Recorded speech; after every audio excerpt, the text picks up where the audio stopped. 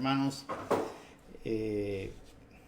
como les dije, vamos a ver el capítulo 4, versículo 43 del libro de San Juan. El título de mi Biblia, la versión de Reina Valera, es Jesús sana, el hijo de un noble. Antes de comenzar, quiero recordarles que en el anteúltimo capítulo del libro de San Juan, al final de ese capítulo, hay los últimos dos versículos nos dice el propósito que tuvo el evangelista para escribir este evangelio.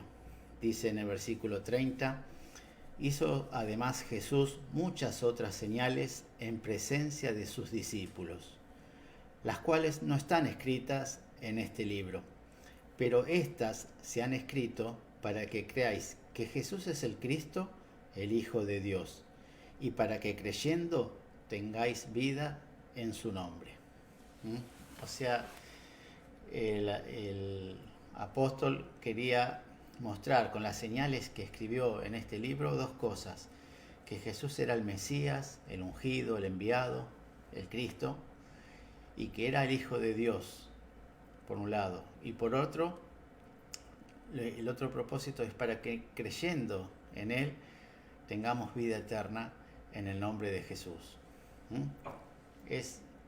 Para eso es el propósito. Entonces, a cada momento que vamos estudiando tenemos que ir viendo que realmente cuando hay una señal, cuando hay un milagro, es para manifestar eso, para mostrar que Jesús era el Mesías, el tan esperado Salvador, y para que creyendo en Él tengamos vida eterna.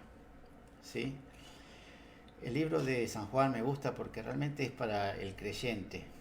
Habla mucho del creyente, del incrédulo y del creyente, para que creyendo en Él tengáis vida eterna. El que cree en mí no morirá jamás. Siempre nos está invitando a creer en Él, a creer en Él. Muchas veces habla en este libro la palabra creer en Él. El que no cree pasa esto, el que cree en mí. Entonces es importante que tengamos esto cuando vamos examinando los distintos capítulos. Justamente hablando de creer, quiero decir que hay 4 tipos de incrédulos que podemos distinguir en la palabra del Señor, ¿no? Hay como si fuera 4 escalones, ¿no? Desde el que está mejor, digamos, póngale en el 4º escalón, hasta el que más incrédulo es, en el escalón número 1, ¿sí? Entonces, antes de empezar, quería que tengamos esto en mente. Dice, primero está una incredulidad superficial, ¿sí? De las personas que están dispuestos, que tienen ganas, pero realmente le ha faltado la exposición de la palabra de Dios. Un ejemplo en este libro es, por ejemplo, Andrés, que le dicen, ahí está el Cristo, el Mesías, y él era un discípulo de Juan y va a ir al encuentro con el Señor. Señor, ¿dónde vives? Natanael, Jesús le dijo, porque te dije que te vi abajo de la higuera, tú dices esto. Con una simple obra del Señor, es incrédulo, se entrega y se arrodilla a los pies del Señor. Pedro, cuando escuchando al Señor hablar y predicar en ese barco, cuando terminó todo, se postró y le dijo, apártate de mí, Señor, porque soy un hombre pecador. Con poco se entregan al Señor. Ese es el escalón que uno le llama el superficial. Están ahí y necesitan el llamado del Señor para entregarse y para tener ese encuentro que todos necesitamos tener con el Señor. Hay otra clase de incrédulos, que ya es un segundo escalón, donde tienen que recibir directamente una palabra del Señor y quizás alguna señal del Señor, ¿sí? La mujer samaritana era este caso. Primero lo empezó tratando a Jesús como un profeta más, como un maestro, pero cuando el Señor mostró su poder, diciéndole, manifestándole cómo conocía la vida de ella, diciéndole 5 maridos has tenido, pero el que tiene no es tu marido. Cuando lo descubrió, cuando mostró algo de su divinidad, ella se entregó al Señor y fue enseguida corriendo a buscar a sus vecinos. ¿Sí? Es un segundo escalón, necesita una pequeña señal del Señor y la palabra del Señor. Después está el tercer grupo, es el grupo que ocurre aquí en Galilea, que vamos a ver esta noche. Es el grupo que para ellos no es suficiente la palabra del Señor, no es suficiente. La tiene que confirmar sí o sí con señales y milagros. Era lo que pasaba generalmente con los judíos y especialmente con el grupo de Galilea, donde Jesús estuvo mucho tiempo su ministerio. Le reclamaban señales. ¿Y qué señales hace? ¿Y cómo podemos creer? Y tú, ¿me entienden? No solamente la palabra, sino para ellos era muy importante los prodigios y las señales. ¿Sí?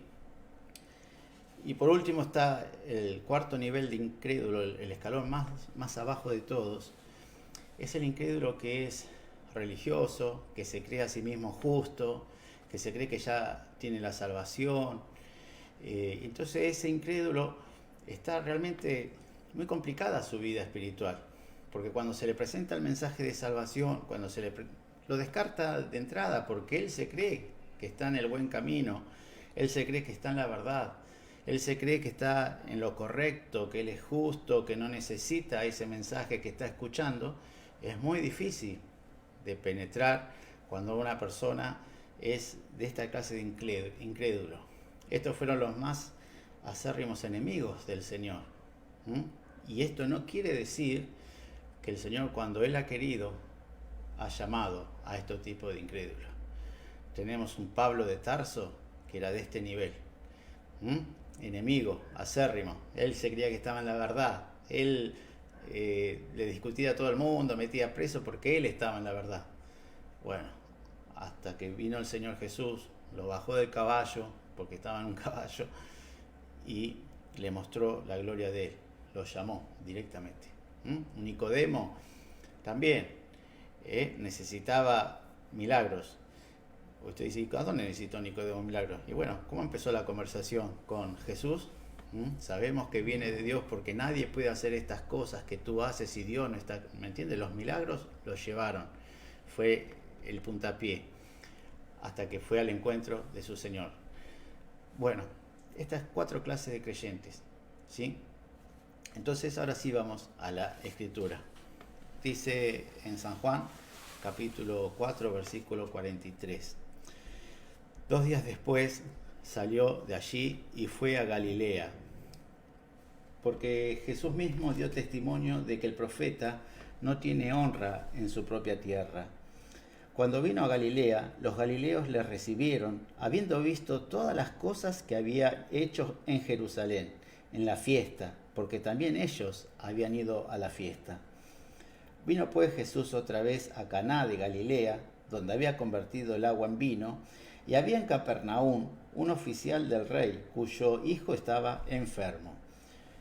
Cuando oyó que Jesús había llegado de Judea a Galilea, vino a él y le rogó que descendiese y sanase a su hijo, que estaba a punto de morir. Entonces Jesús le dijo, si no viereis señales y prodigio, no creeréis. Y el oficial del rey le dijo, Señor, desciende antes que mi hijo muera. Jesús le dijo, ve, tu hijo vive. Y el hombre creyó la palabra de Jesús, que Jesús le dijo, y se fue. Cuando ya él descendía, sus siervos salieron a recibirle y le dieron nuevas, diciendo, tu hijo vive. Entonces él les preguntó, ¿a qué hora había comenzado a estar mejor? Le dijeron, ayer a las 7 le dejó la fiebre. El padre entonces entendió que aquella era la hora en que Jesús le había dicho, tu hijo vive, y creyó él con toda su casa.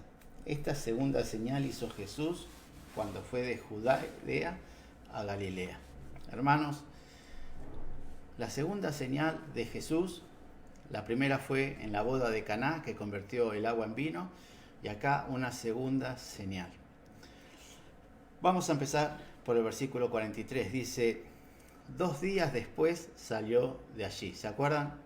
La mujer samaritana, cuando llamó a sus vecinos, cuando le rogaron que se quede allí, Jesús se quedó 2 días con los samaritanos y después fue a Galilea.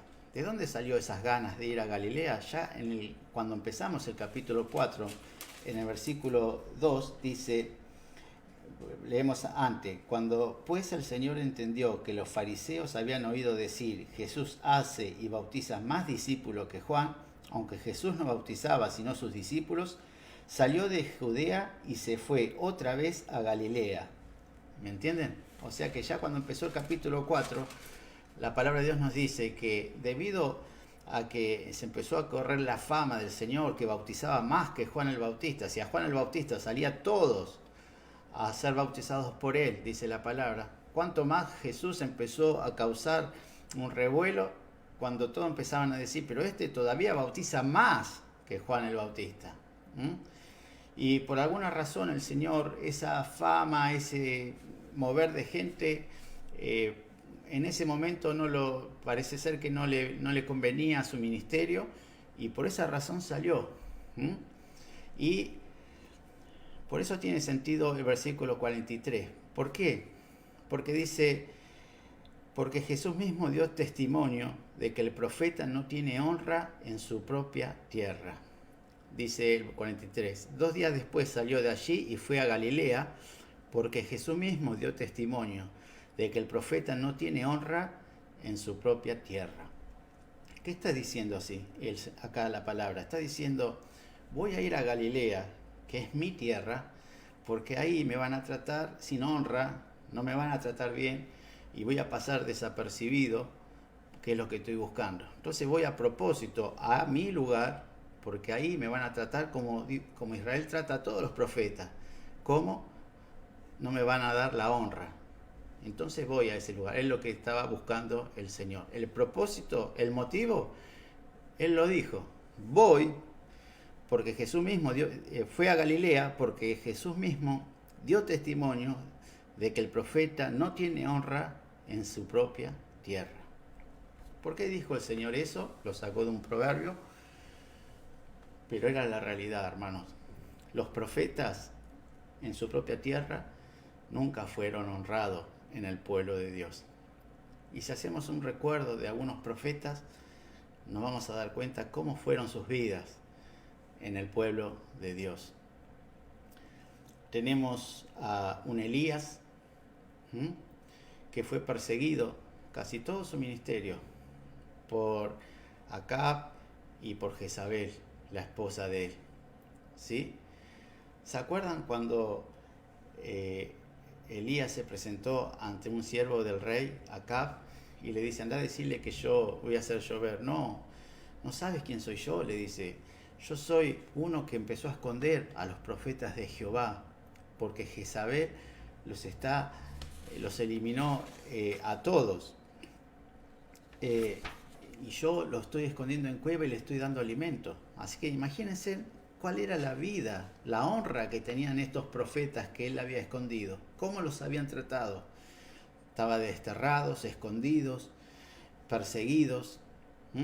Y Elías mismo, cuando fue el último día donde ya no llovía, el rey dijo, así me haga Dios y aún mañana si no voy y mato al profeta. Esa fue la vida del profeta Elías. Jeremías, otro gran profeta del Señor. ¿Dónde fue a parar en gran parte de su ministerio? En una cisterna, en el barro, escondido, sin comida, solamente con pan y agua. Esa era la honra que han recibido los siervos de Dios en la antigüedad. Hermanos, Hay una lectura en Segunda de Crónica, capítulo 18, versículo 7, que se las voy a leer. Dice: además dijo Josafat al rey de Israel: te ruego que consultes hoy la palabra de Jehová. Entonces el rey de Israel reunió a 400 profetas y les preguntó: ¿iremos a la guerra contra Ramot de Galaad o me estaré quieto? Ellos dijeron: sube, porque Dios los entregará en mano del rey. Pero Josafat dijo: ¿hay aquí algún profeta de Jehová para que por medio de él preguntemos?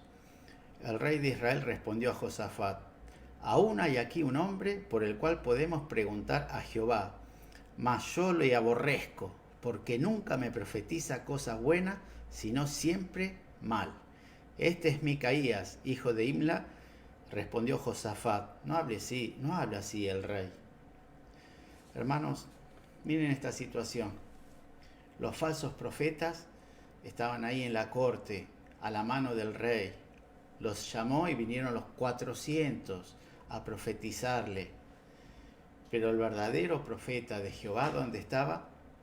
Lejos, bien lejos de esa gloria terrenal. Y así fueron todos los profetas. ¿Y cómo murieron? Isaías aserrado. Hermanos, el pueblo de Dios, a los profetas que realmente llevaban la palabra del Señor, los trató re mal, los deshonró a todos, a todos. Jesús dijo: yo no voy a ser la excepción. Y quiero que reflexiones si no pasa lo mismo aún en la actualidad. Si realmente no hay verdaderos siervos de Dios que están sufriendo simplemente por aferrarse a la palabra de Dios y por tratar de hablar lo que Dios dice. Pero ¿cómo se trata en la actualidad a los falsos siervos de Dios? A los que tienen la doctrina de la prosperidad, la doctrina de todas esas doctrinas del demonio, hermanos. Y vos lo ves en simple vista. El que va con la palabra de Dios, ¿cómo le cuesta? El que va con la mentira, tiene todo el mundo a sus pies. A nosotros no nos interesa eso. Estamos contentos con los siervos de Dios. Siempre pasó así. Siempre pasó así. ¿Cómo terminó Juan el Bautista? El más grande según el Señor. Le cortaron la cabeza. ¿Por qué? Porque le dijo la verdad a la persona menos indicada, al rey. No es lícito que tengas esa mujer que es tu cuñada. Ahí terminó la vida y el ministerio de Juan el Bautista. Hermanos, dijo el Señor Jesús: el profeta no tiene honra sino en su propia tierra. ¿Qué pasa en la propia tierra de Jesús? ¿Por qué no creían en él? Hay un pasaje revelador en el libro de San Mateo, capítulo 13, versículos 54 al 58. Dice así: aconteció que cuando terminó Jesús estas parábolas, se fue de allí y venido a su tierra les enseñaba en la sinagoga de ellos, de tal manera que se maravillaban y decían: ¿de dónde tiene esta sabiduría y estos milagros? ¿No es este el hijo del carpintero? ¿No se llama su madre María y sus hermanos Jacobo, José, Simón y Judas? ¿No están todas sus hermanas con nosotros? ¿De dónde pues tiene todas estas cosas? Y se escandalizaban de él. Un escándalo.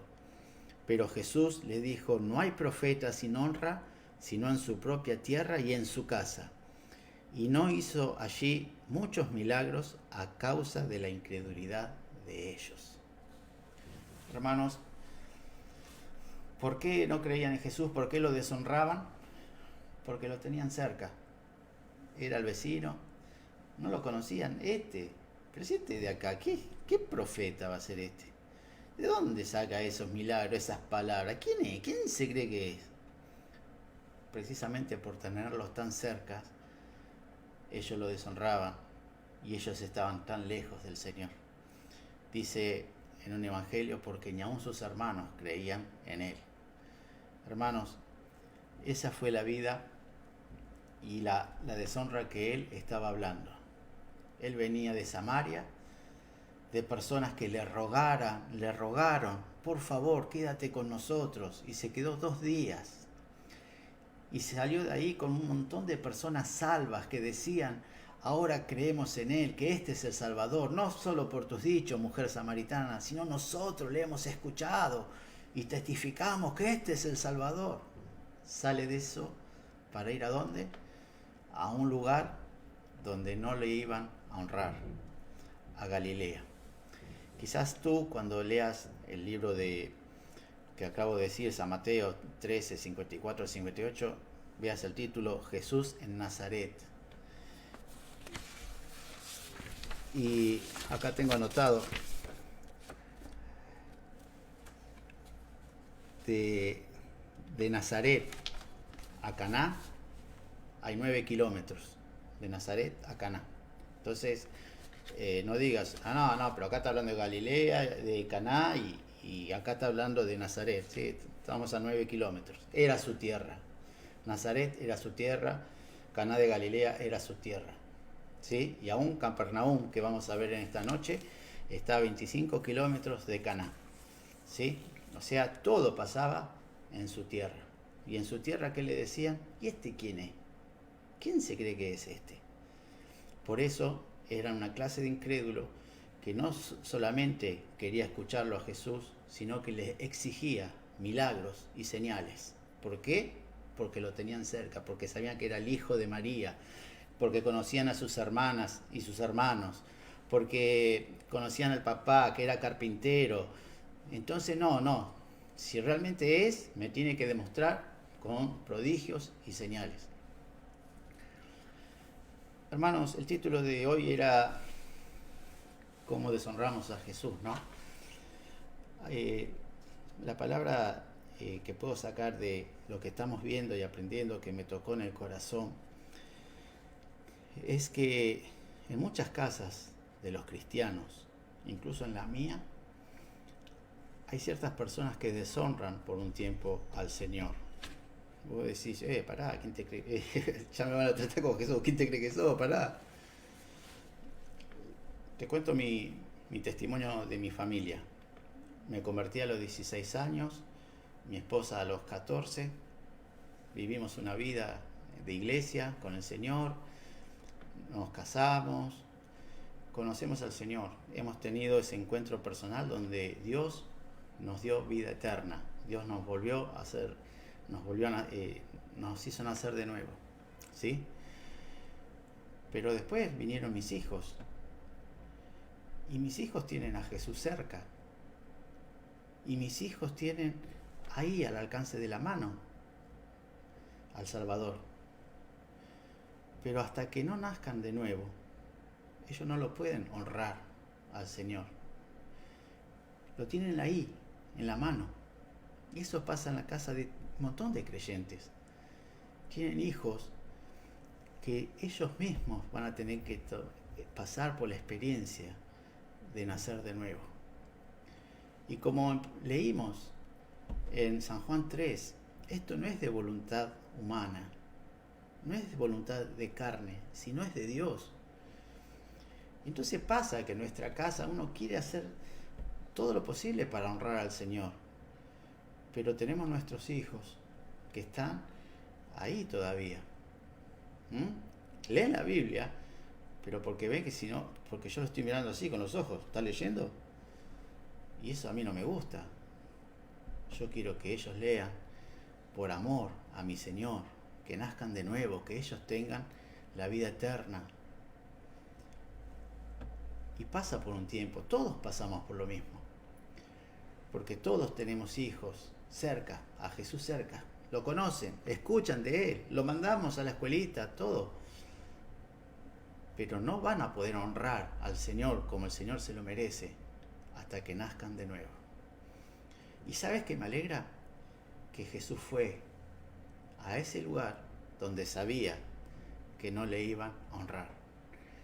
Voy a ir a ese lugar que es mi lugar, Galilea, porque sé que el profeta no tiene honra en su propia tierra, pero voy a ir. Eso me da mucha alegría a mí, mucha paz, porque sé que está en mi casa, dando vueltas con la palabra a cada rato. Algún día esos, que en este caso son mis hijos, le van a dar la gloria y la honra, porque van a nacer de nuevo. Es mi fe, lo que yo deseo, mi esperanza. ¿Me entiendes? Pero me alegro de ver acá en la palabra que Jesús, sabiendo que no le iban a honrar, fue a ese lugar, a propósito. Me es necesario pasar por Samaria, pero también voy a ir a este lugar, donde sé que no me van a honrar, hasta que muestre lo que tengo que mostrar. Para mí es muy importante este punto, que Él fue. Dice en el versículo 45, cuando vino a Galilea, los galileos le recibieron, habiendo visto todas las cosas que había hecho en Jerusalén en la fiesta, porque también ellos habían ido a la fiesta. ¿Vieron? Él vivía ahí en Nazaret. Él vivía ahí. Pero ¿cuándo lo recibieron? Cuando le vieron lo que hizo en la fiesta de Jerusalén. Los milagros que habrá hecho, las señales. ¿Se acuerdan cuando la otra vez hablamos? Y muchos creyeron en él, viendo las señales que hacía, pero Jesús no se confiaba de ellos. ¿Se acuerdan? Bueno, se ve que en Jerusalén habrá hecho muchas señales.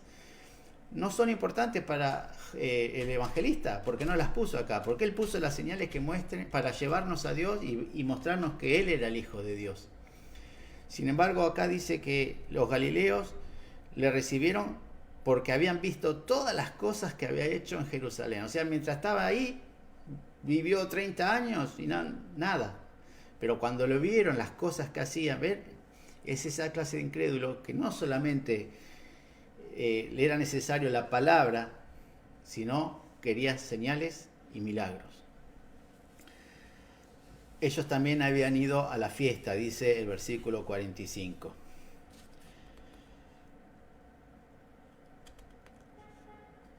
Espere antes que me pierda. Versículo 46. Vino pues Jesús otra vez a Caná de Galilea, donde había convertido el agua en vino.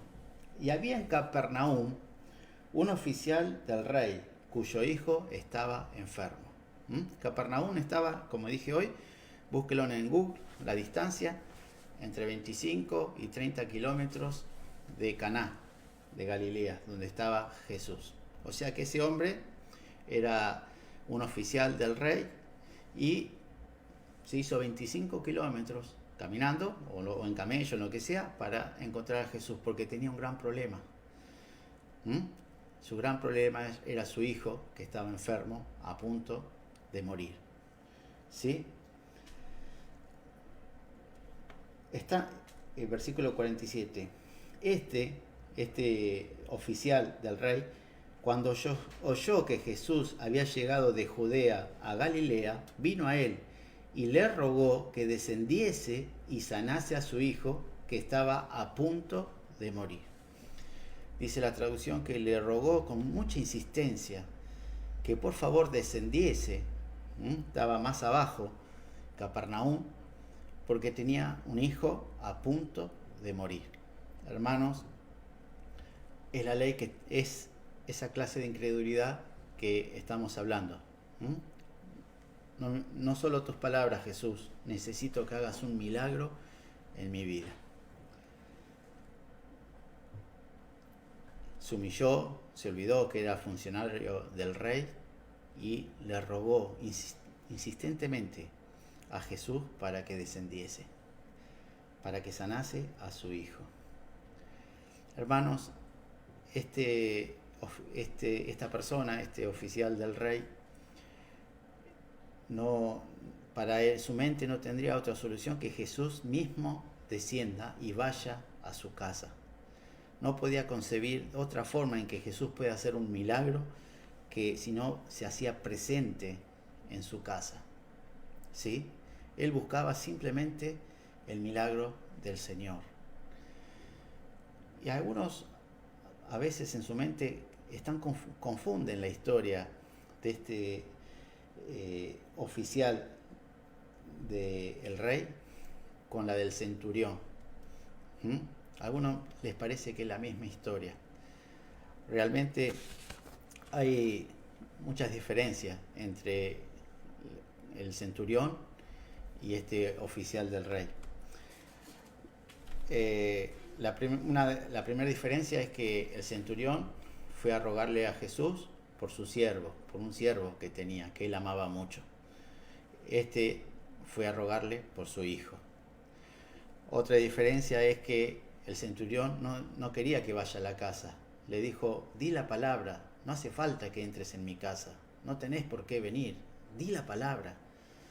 Este le rogaba que bajase, que descendiese hasta su casa, porque él pensaba que solamente ahí iba a poder hacer el milagro. De esta persona, de la fe de esta persona, Jesús no dijo nada. Sin embargo, del centurión, alabó la fe del centurión. No he visto en muchos lugares una fe como esta que tú tienes. ¿Sí? Hay diferencia. Hay diferencia entre uno y otro. Hermanos, dice el versículo 47. Cuando oyó que Jesús había llegado de Judea a Galilea, vino a él y le rogó que descendiese y sanase a su hijo, que estaba a punto de morir. Él estaba limitándolo a Dios. Dios no podía hacer un milagro desde lejos. Tenía que ir prácticamente a su casa y tocar a su hijo. ¿Era creyente? Probablemente sí, pero tenía esa concepción y limitaba a Dios por lo que él tenía en su cabeza. Hermanos, ¿saben que en la Biblia hay solamente 3 casos donde que Jesús sanó así, remotamente? Uno era el siervo del centurión, otro el hijo de este oficial del rey, y otra era la hija de la mujer sirofenicia, que tenía una hija cargada de demonio, endemoniada, y fue a rogarle a Jesús que haga algo. Y en los 3 casos, después de una pequeña entredicho, Jesús, como era el Hijo de Dios, que era lo que quería mostrar acá Juan, les concedió el milagro que estaban buscando a los 3. ¿Sabes qué? Te quiero decir una confesión personal, para mí, personal. A veces cuando me dicen de orar por alguien que está enfermo, que no es creyente, sí, yo la verdad que oro, pero dentro de mi corazón digo, pero lo que Dios quiere es salvar primero, sanar viene después, o no viene, no me importa, pero lo más importante es la salvación. Eso realmente lo saco de la historia de Jesús con el paralítico. ¿Qué más importante? Decir, levántate, tus pecados te son perdonados, o decir, levántate y anda. Entonces, de ahí aprendo que lo más importante es la salvación, no la sanidad. Pero acá vemos que Jesús, en los 3 casos, le vinieron a pedir por personas inconversas. Porque el hijo de este oficial era inconverso, lo vamos a ver al final de la historia, porque se entrega al Señor. Él con toda su casa. Y ahí estaba el hijo enfermo. Lo tenemos al siervo del centurión, soldado romano, inconverso. O lo tenemos a la mujer sirofenicia, inconversa. Los 3 le pidieron un milagro de sanidad al Señor y Dios a los 3 los sanó. Entonces, hermanos, para mí es esto. Si me piden de orar por un enfermo, yo voy a orar. Que Dios haga lo que quiera hacer, porque Él es el soberano. Pero realmente que haga lo que quiera hacer. Para mí lo más importante es la salvación. Me da ganas de decirle, ya sé que se le rompió la pierna, pero vamos a orar para que se salve. Pero si me están buscando por algo, le diré las cosas, pero realmente le voy a pedir de corazón al Señor que haga lo que Él quiera. Si es su voluntad, que lo sane. Porque lo veo en el ejemplo de Él. Amén. ¿Por qué lo sanó a los 3? Si eran inconversos, ¿por qué lo salvó? Hay un versículo que está en Hechos, capítulo 10, versículo 38. Dice, vosotros sabéis lo que se divulgó por toda Judea, comenzando desde Galilea, después del bautismo que predicó Juan, cómo Dios ungió en el Espíritu Santo y con poder a Jesús de Nazaret, y cómo anduvo haciendo bienes y sanando a todos los oprimidos por el diablo, porque Dios estaba con él. ¿Por qué lo sanó? Porque Jesús hizo bienes por todos lados donde se movía. Vino realmente a ayudar a todos los oprimidos del diablo. Hizo bienes. No importa si eran creyentes, si eran inconversos, todo. Y por sobre todas las cosas, vino a hacer la voluntad del Padre. Dice el versículo 48 de lo que estamos viendo. Entonces Jesús le dijo, si no viereis señales y prodigios, no creeréis. Hermanos, esta pequeña reprimienda no se la estaba diciendo solamente al oficial, sino a todos los que estaban escuchando. Ustedes no van a creer si no vieren señales y prodigios. Porque en la realidad eso era lo que lo estaba deshonrando. No hay profeta sin honra, sino en su propia tierra. Esto es, tanto tiempo que estuvo con ellos, pero ellos demandaban la señal. Y bueno, él dijo, si ustedes no ven, no van a creer. Pero sí empezó a trabajar en la vida de este hombre que acudió a él. Y miren lo que pasó. Cuando Jesús dijo, si no vieres señales y prodigios, no creeréis. Versículo 49. El oficial del rey le dijo, Señor, desciende antes de que mi hijo muera. Hermanos, otra vez limitando a Dios. Si muere, ya no vas a poder hacer nada. Vení antes, por favor. Otra vez limitándolo. Y también vemos la desesperación de este pobre padre. La desesperación. Acaba de Jesús de decir una reprimenda o algo y a él no le importó nada. Por favor, descendé, no sé lo que dijiste. Por favor, ya. Y Jesús le dijo, ve, tu hijo vive. El hombre creyó la palabra de Jesús, que Jesús le dijo, y se fue. Es el primer... ¿Vieron cuando yo digo que hay un tercer escalón de no le digo inconverso, sino de no creyente? ¿Sí? Bueno, lo empezó a elevar. ¿Por qué? Porque lo obligó a que empiece a creer en la palabra de él. Le dijo, tu hijo vive. Y este hombre que buscaba las señales, que buscaba el milagro, que quería bajo todo punto de vista y a toda costa que Jesús descendiera, le creyó a Jesús, le creyó la palabra. Jesús no le dijo, tu hijo va a vivir, anda. Le dijo, tu hijo vive. Tu hijo ahora tiene salud, está bien, anda. Y dice la palabra que creyó a la palabra de Jesús. Eso es lo que busca el Señor cuando está trabajando, cuando nos está llamando. Nos da la palabra y cuando nacemos de nuevo, empezamos por los principios, empezamos a creerle a Él. Y pasó de ser un padre desesperado a alguien que se aferró a una palabra. Era el mismo, hacía 5 minutos que tenía un gran problema. Su hijo estaba a punto de morir y por favor vení conmigo y te voy a llevar. Pero escuchó que le dijo, tu hijo vive. Y le creyó. Y le creyó. Si lo viera alguien, yo diría, pero ¿cómo va a confiar en eso? En una palabra. Pero este creyó a esa palabra y se fue. Se fue. Dice que era a las 7 de la tarde y se fue, caminando. 30 kilómetros. Se fue. ¿Con qué se fue? ¿Con el Señor agarrado del cogote? ¡Vení conmigo! No. Simple. Le creyó el Señor y se fue. Tranquilo. Versículo 51. Cuando ya él descendía, sus siervos salieron a recibirle y le dieron nuevas diciendo, tu hijo vive. No, tu hijo está mejorando, ¿sabes que está un poco mejor? Le dejó la fiebre. No, sanidad total, tu hijo vive. Y saben que en esto sí es parecido al centurión, porque el centurión cuando vuelve también salen sus siervos. Eso muestra como que esto eran clases de amos con mucha amistad y mucho feeling, se llama, con sus esclavos. El problema del amo era el problema del esclavo.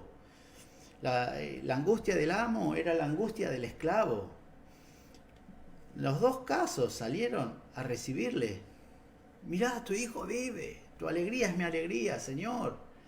Tu tristeza es mi tristeza, Señor. Soy tu esclavo.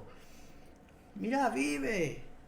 Ellos salieron a buscar a su amo porque tenían la camiseta de su amo. Si mi amo estaba triste, yo estoy triste. Si mi amo está enojado, estoy enojado. Lo que a mi amo le enoja, a mí me enoja. Lo que a mi amo le duele, a mí me duele. Con lo que mi amo se alegra, yo me alegro. Con lo que mi amo pelea, yo peleo. ¿Por qué? Porque hay amor. Porque realmente hay un amo que ama, un esclavo que realmente ama a su Señor. Salieron a recibirle con una alegría como si fuera su propio hijo que ha sido sanado. Estaban contentos de buscarlo para decirle, tu hijo vive. Versículo 52. Entonces él le preguntó, ¿a qué hora había comenzado a estar mejor? Hermanos, él le creyó a Jesús, pero él quería confirmar. No preguntó, ¿y cómo está? Pero está bien, no importa. ¿A qué hora? Porque él empezó a descender desde el día anterior, porque dijo desde ayer, dice ahora, con ese ardor en el corazón de haberle creído al Señor. Entonces, lo primero que pregunta, ¿a qué hora empezó a estar mejor? Y le dijeron, ayer a las 7 le dejó la fiebre. El padre entonces entendió que aquella hora en que Jesús había dicho, tu hijo vive, y creyó él con toda su casa. Hermanos, qué importante la fe del jefe del hogar. Porque se repitió un par de veces también en el libro de Hechos. ¿Se acuerdan del carcelero? Y creyó él junto a toda su casa. ¿No? Y también cuando Pedro habló con Cornelio. Qué importante la fe del jefe del hogar. Él creyó y creyó en toda su casa. Por supuesto, toda su casa estaba ordenado seguro para vida eterna. Pero es importante esta fe. Y esta dice, y creyó él y toda su casa. Significa que primero le creí que él podía hacer el milagro, pero ahora creo en él. Y creyó él y toda su casa. Esta segunda señal hizo Jesús cuando fue de Judea a Galilea. Hermanos, 2 señales en Caná, 2 señales. Si vos empezás el libro leyendo el versículo 30 del anteúltimo capítulo, decís, wow, me van a matar con señales y con grandes milagros para mostrar que Jesús es Dios. Pero vos fíjate, ya estamos por el capítulo 4 y vemos 2 señales. Convirtió el agua en vino y sanó al hijo de este oficial del rey, de este noble. Hermanos, ¿qué más querés? Para ver que este era el Mesías, el Hijo de Dios. Volvió al lugar donde sabía que le iban a despreciar porque él no buscó su gloria. Él buscó siempre honrar al Padre. Hizo un milagro a distancia para mostrar que Él, por más distancia que haya, Él puede estar siempre en el lugar de la aflicción. Y lo sanó. Y los salvó. Porque todo, terminó esta historia, todos creyendo en el Señor. Hermanos, cuando eso pasa muchas veces,